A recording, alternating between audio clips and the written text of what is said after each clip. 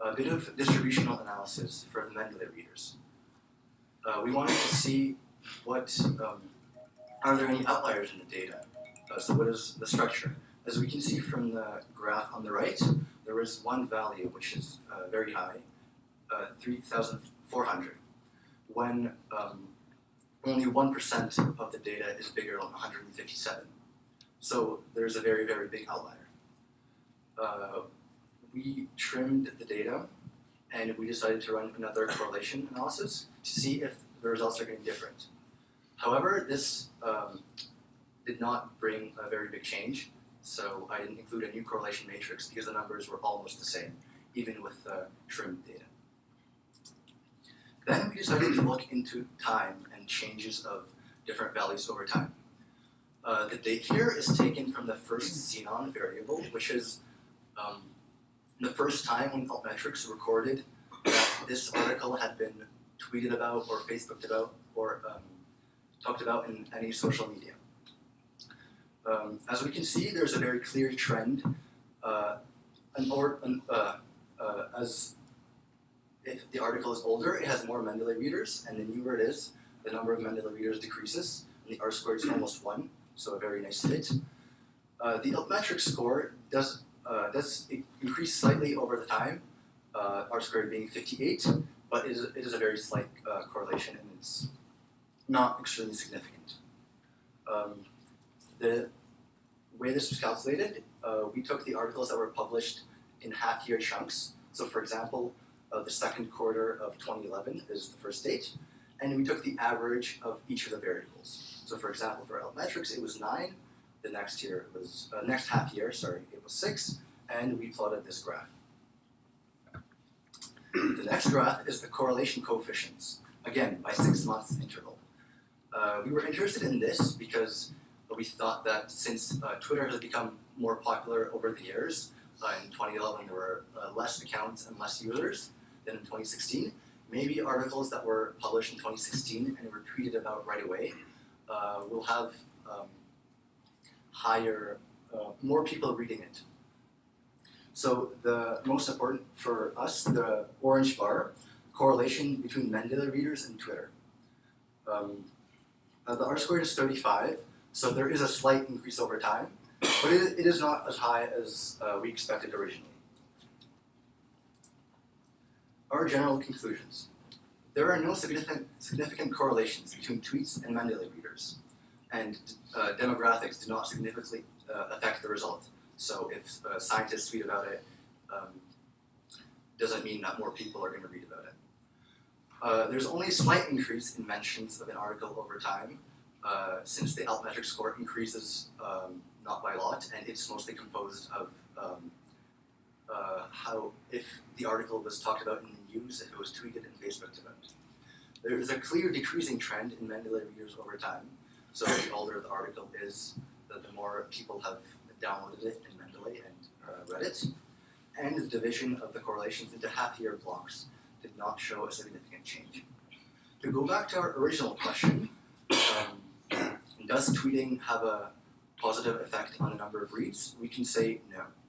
However, if you are a researcher and you want your article to be talked about, it doesn't mean there's no point of tweeting. Why? Because first of all, our data was only about the diabetes.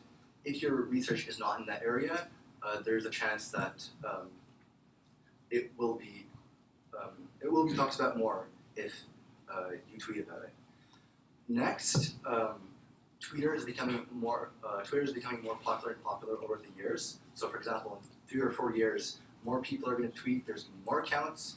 Maybe more universities and journals will have their Twitter accounts, which will also promote people reading it. We would like to thank our mentors, Anna Marketachan and Laman Avachoni, for the help that they provided us. Any questions?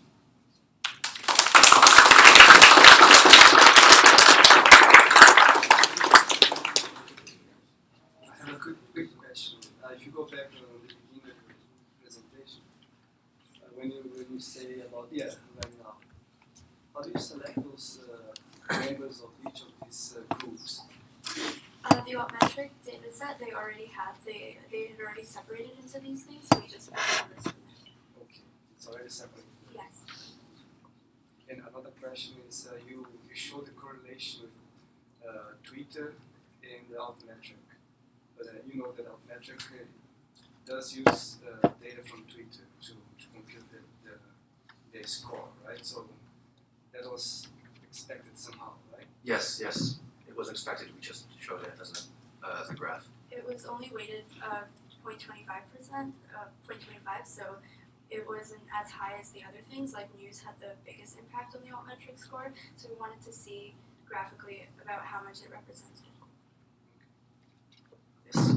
Did you take into any factors that altmetric does have some anti-gaming factors in? And I say this because I work with them, so this may be a difficult question, but the score doesn't go up if the certain person keeps tweeting. So that the number of tweets may be different and retweets.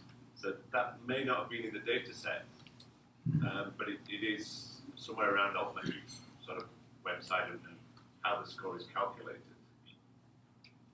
You focus purely on the data set, not the anti-gaming things that are in there.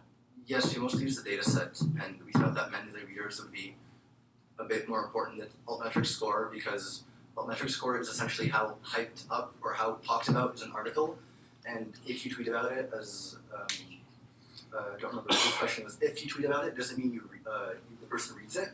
However, Mendeley readers, if somebody downloads it, and since Mendeley is mostly a scientific a research platform, chances are they're going to read it. No more questions? Can you go forward one slide?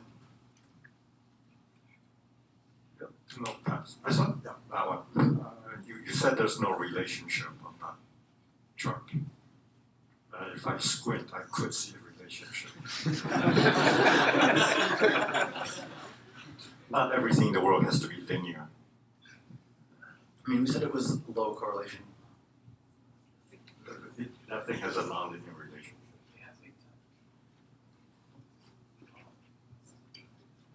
I guess it can be a future research. Anything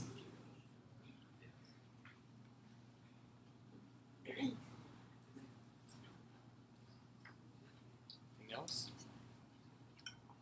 All right, thank you.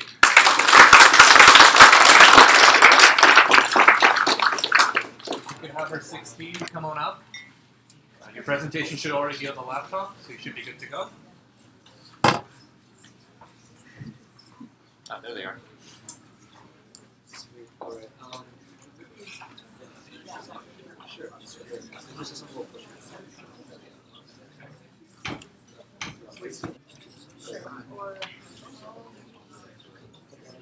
Hello.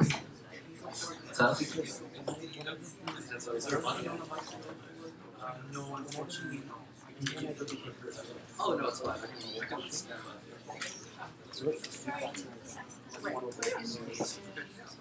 I can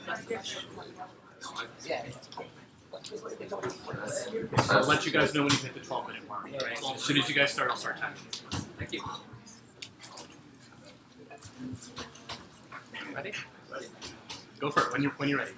Alright, hello everyone. So my name is William, this is Thomas, and this is Danny, and we are from PACE. So our topic for today, the project that we're presenting to you all, is titled Twitter and Gender Disparity in STEM Fields. And so with this project, what we wanted to determine was an answer to the question, why are females so underrepresented in the majority of STEM fields?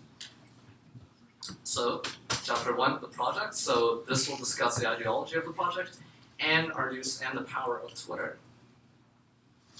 So, before deciding on a topic for this project, we were really struggling with selecting a topic. We found that there was an immense amount of data with this year's data set, and one day while browsing Reddit, we found a really interesting article.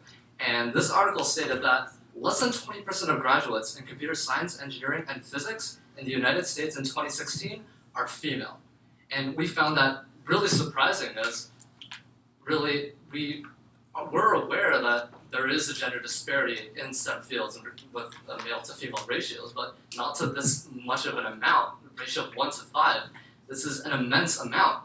And so we wanted to answer the question, why does this gender disparity still exist in today's world? That we thought that it was already solved, but guess what? No, in 2016 that problem still exists. So we wanted to use big data to determine if maybe interest may help explain this gender disparity through Twitter and through tweets. And so I'm going to hand over the mic to Danny, and he's going to explain how we got this data and what data sets we utilized. Okay, so the data we wanted is gender differences in Twitter activity in STEM fields. And what we had were all the articles tracked by Altmetric that were published between January 1st and July 1st of 2016. So first of all, to start off with, we made a table of the number of male, female, and unidentified names for each subject. Then for each article, we added the number of male, female, and unidentified names to each subject of the article. So I'll explain how we got the subjects and the names. Next slide. Okay, so each article has 2 attributes that you can use for determining subjects. So we can either use the subjects attribute or the scope of subjects. And we decided to use scope of subjects because subjects had 2 prompts for us. First of all, articles can have something like this where their subjects are chemistry and biochemistry, where biochemistry is a subset of chemistry. But we wanted unique subjects for, we wanted to analyze it using unique subjects. And also there's things like this happened where physical and rehabilitation medicine, where it's really hard to read and it'd be hard to parse and display. So we decided to go with scope of subjects because it's nice and informative. Okay, next. And how we got the names.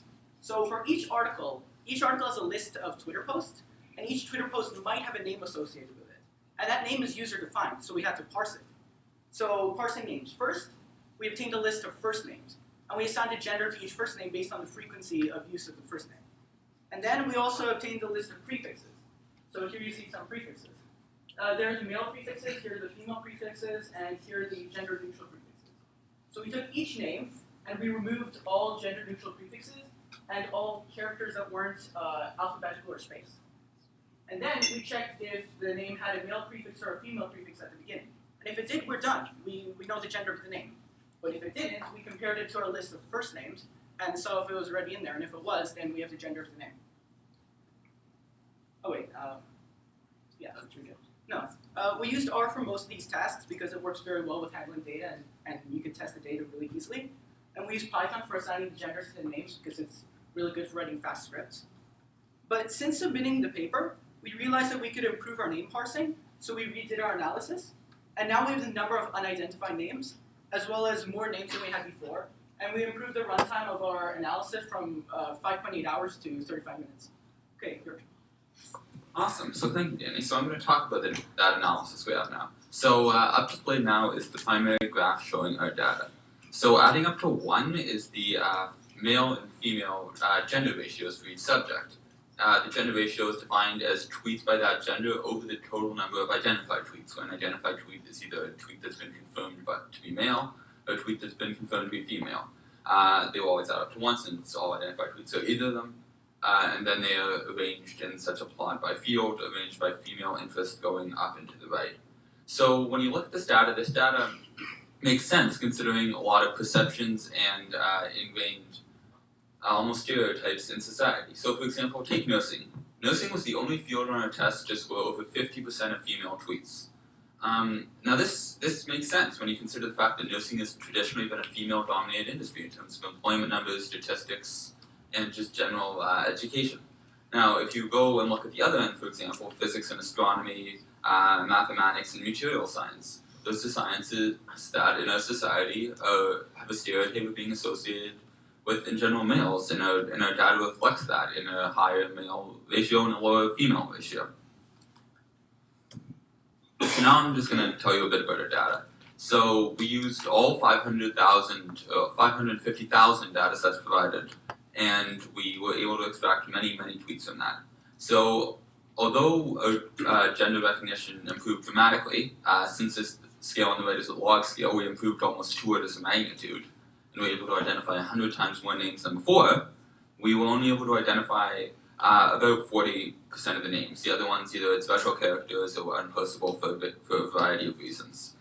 Overall, we had about what I believe is about 1 million tweets, I believe, and that makes sense. And this was our data set. So we had a very, very large data set, and this is what took so long. So now I'm going to talk. Okay, so now we'll do some analysis, and then where this applies to the real world. So as has been shown in our chart, females tend to be more interested in medical fields and what is called social sciences, or what have been called softer sciences. In general, the greater interest in social sciences basically explains why there's fewer females enrolling in harder sciences or technology fields. Our solution to this would be obviously to introduce more programs and encourage females to go into tech fields. It's also worth noting for a data sample that the Twitter biases were roughly 50-50 in terms of male and female total accounts, so that did not require to be adjusted for. Alright, sounds good. And so a bit of closing remarks. So this data truly offers like unique insight into the scientific interests of the male and female population of Twitter. And again, to reiterate, it has been shown that many females show interests that may particularly be away from STEM fields, but are more into different types of sciences. And so with these scientific interests, it can be determined that a portion of these media users, even though they may have not read these articles, so to say, display interest in these specific fields. All right, thank you.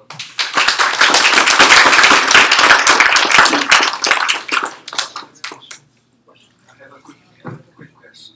So in your Twitter data, it seems that you left more than half of unidentified names, right? So did you take a look on that, on those names, and try to identify a couple of them manually, or why were they so hard to identify? Some of them are business names, and some of them are like nicknames that aren't really gender identifiable. But 37% is pretty good because there's a lot of businesses or like clubs like posting about articles. Sorry, I just think that it's also worth noting that many of the names have special characters or characters that aren't easily identifiable. There's also people with names that don't appear on common lists and are also easy to identify. So. And not only that, but with Twitter, anyone can make any amount of accounts. I personally have 5 Twitter accounts, and they all have different names. So that may not; these special cases may not necessarily represent the actual population, so to say, but we came pretty darn close. Right. You guys mentioned you redid your analysis. Was that after project submission? And if so, what did you do exactly in terms of redoing it? So we decided to look at prefixes, Uh-huh. and we also started recording the amount of names we couldn't parse because the judges said that was really important data to keep track. Right. So then, what changes did that do to your ultimate conclusion that weren't present before? Just back a couple things. Okay, so basically, the graph on the right displays the names found on the new name algorithm and the old name algorithm. The balance between female and male was not shifted significantly. It shifted to a slightly male bias instead of a slightly female bias, but it's not a large amount. What we did gain is about 2 orders of magnitude of post names successfully, which was incredibly useful in improving the confidence of this paper and making it based on a much larger sample size. Okay, so didn't significantly change your conclusion, just No. bolster your confidence. Yeah. Sorry, Polong. I'm asking that because, in fact, redoing your analysis after the fact was something perhaps it wasn't clear enough, but something we prohibited. So if it didn't significantly change your conclusion, that's fine, but it did raise a bit of a red flag. So Yeah, no, that's fine. We want to make sure we have a bigger data set so we can be more sure of it. All right. So I was actually curious about this red flag. So you went from 5.8 hours to 35 minutes and increased the number of names you were able to parse by 100 times. How did you go about doing that? Okay, so What did you learn in the process? Every time we wanted to parse a name, we actually sent it into the Python script through kind of command line interface. So instead of doing that, we decided to use RPython, which is a library that allows you to call Python from R, and it runs an instance of Python within the R script. So that increases the speed by a lot. Anything else?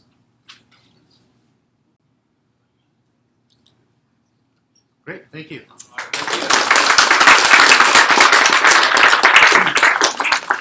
All right, team number 7.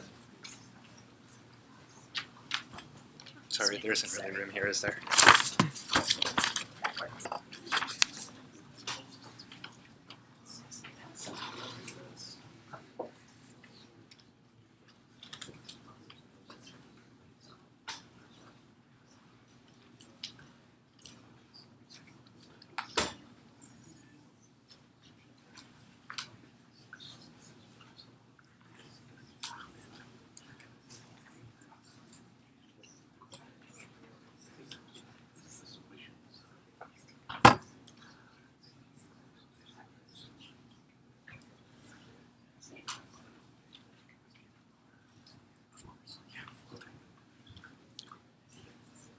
All right, so start when you're ready and I'll start timing. Good morning. We're a school from a team from Villanova College. My name is Mark Hope. That's Valerie Hermanns, and that is Andrew Latobesi. And our project focuses on the future demands and advancements in medical fields for best allocations of research funds. Okay, so our topic for the Big Data Challenge is to predict which medical fields will require the most funding in the future by using correlations between demands and current research and advancements. We chose this topic because we were interested in new innovations and what's required to produce quality and impactful research. This topic is important because it will help in optimizing and distribution of research funds, as well as it will ensure that new innovations are ready for implementations when demand requires it. Alright, so what we planned to do was to look at the data from 2014-2015 and compare it to 2016 in order to make predictions for the upcoming years. In order to do this, we created an algorithm and corresponding programs which could be implemented for any year and used repetitively. Unfortunately, we had trouble accessing some of the data from the 2013-2014 in 2016, so we simulated parts of our algorithm and corresponding programs using the top 100 articles found on Altmetrics database. Okay, so our algorithm had a variety of different steps. The first one was to separate all of the medical data that we would then look through. So we wrote a program to do this in Python. It's called Move Medical, and it looked for a variety of keywords in the selected quotes and citation section. And we tested these keywords with the diabetes dataset we were provided with to ensure that it would actually move medical files and all of the medical files. After we had all of the medical files separated, we needed to separate them by medical field. So we once again wrote another Python program for this. This one was called Move by Field, and it too looked for keywords in the citations and selected quotes section. This chunk of code we have here, it has a place for 5 different keywords, but those could be, the number of those could be adjusted depending on how many you had for that specific field. So once we had our data separated by the into medical files and medical fields, we could then look at future demand and having a quantitative number for this. So we looked at the most in-demand medical field in last year data. So in our case, with the data we had wanted to use, this would have been the 2016 data. We would generate a list of potential keywords that may indicate increasing demand. We were thinking a list of about 15 at this point would be pretty good. And then we would search for these in the data that we had to see that they actually indicated increasing demand and not another unrelated aspect. Then that list could be cut down and then rerun through the data to see how often those words came up. So we had a quantitative number for potential for demand to increase, and then we needed to look at current research and development for each field. So we looked at the number of articles published in each year in each field, as well as we planned to look at the average altmetric attention score for each year for each field. And we planned the altmetric attention score takes a variety of different news sources and it weights them, which made it quite easy for us to use because the weighting was already done. Then we plan to take the total number of articles published in each field and add that to half the altmetric attention score. The reason we cut the altmetric attention score in half was because it shows attention, not actual research done and published. So it is a good addition, but it's not as good as the number of articles, which shows solid research.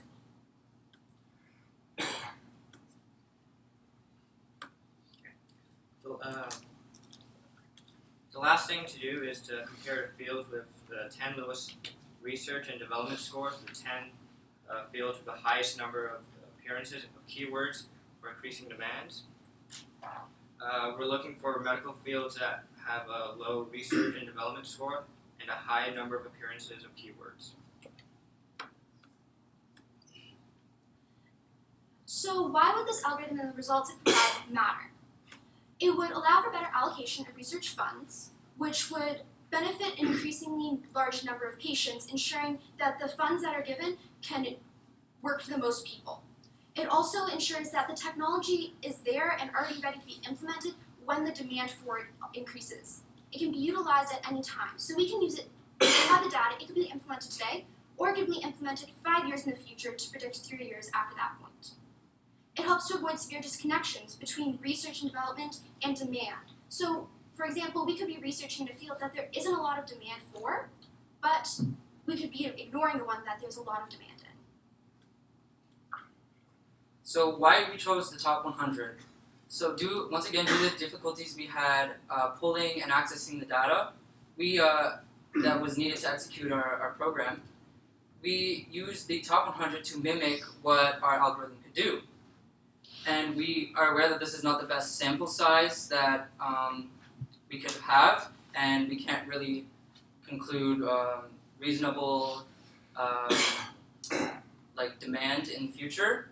But it's the best we could do with the time and the data we can access. So on the Altmetric website for the top 100, we used the category filter, which filtered out any non-medical articles, and this simulated our Move Medical program.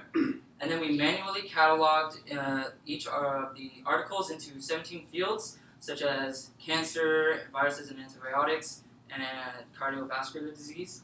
And this simulated our Move by Field program. And this eventually gave us the yearly data for the number of articles in each field, and then we calculated the altmetric attention score and research development score, but sadly cannot make any demand predictions for upcoming years. So we decided to investigate some of our results from top 100, and the first graph gives us the number of articles in each field in the top 100 articles. You may be able to see, but the most articles were found in the neurological and cognitive fields, as well as the viruses and antibiotic field, which spiked in 2016 as it had the most articles. The second graph displays the average altmetric attention score for each field in each year. We see that the altmetric attention score spiked in 2015 for both the fields of autism and viruses and antibiotics. So we decided to investigate this spike further and conclude that the viruses and antibiotics received so much attention due to the Ebola virus and the Zika virus that broke out this past year. And 2013 was recorded the first Ebola outbreak, and in 2014 there was many articles published about the Ebola virus. In 2015 there was significantly less. But in 2016, regarding the Zika virus, many articles were published and regarding the Zika virus. And this explains why in 2016 there was such a spike in the altmetric attention score for viruses and antibiotics. And this is just an interesting trend that we decided to investigate.